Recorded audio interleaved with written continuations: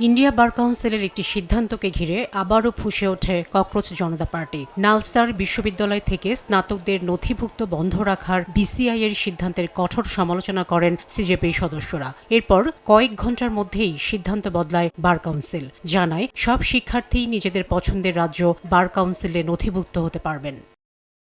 প্রধান বিচারপতি সূর্যকান্তকে নালসার সমাবর্তনে আমন্ত্রণ জানানো হলে বিশ্ববিদ্যালয়ের ছাত্রছাত্রীরা এই প্রস্তাবের বিরোধিতা করে উপাচার্য রেজিস্ট্রার এবং অধ্যাপকদের কাছে চিঠি দেন। এরপর বিসিআই জানায়, পরবর্তী নির্দেশ না দেয়া পর্যন্ত 2026 সালে নালসার থেকে পাশ করা কোনো গ্র্যাজুয়েট দেশের কোনো রাজ্যের বার কাউন্সিলে নাম নথিভুক্ত করতে পারবেন না। সেই সঙ্গে নালসার কর্তৃপক্ষকে বলা হয়, ঘটনার সঙ্গে জড়িত শিক্ষার্থী ও অধ্যাপকদের বিষয়ে উপযুক্ত তদন্ত হবে। বিসিআই এর এই নির্দেশনার প্রতিবাদে সরব হয় ককরোচ পার্টি। সিজেপির নেতা অভিজিৎ দীপকে বৃহস্পতিবার রাতে এক্সে এ নিয়ে পোস্ট করেন। বিসিআই এর নির্দেশিকা ট্যাগ করে তিনি লেখেন, আইন পেশার সব তেলাপোকা একসঙ্গে এগিয়ে এলে কি হবে? একই সঙ্গে নির্দেশনা প্রত্যাহার না হলে আন্দোলনের হুঁশিয়ারি দেওয়া হয়। সোয়ান হলো এয়ারফ্লো মশারি, মশারোধে 100তে 100 সোয়ান গ্রুপের একটি পণ্য।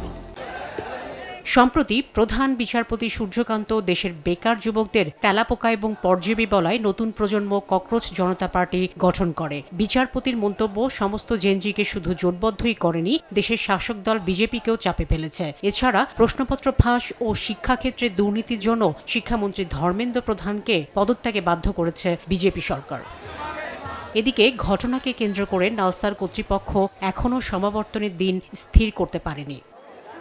শাফিনা সুলতানা, সময় সংবাদ।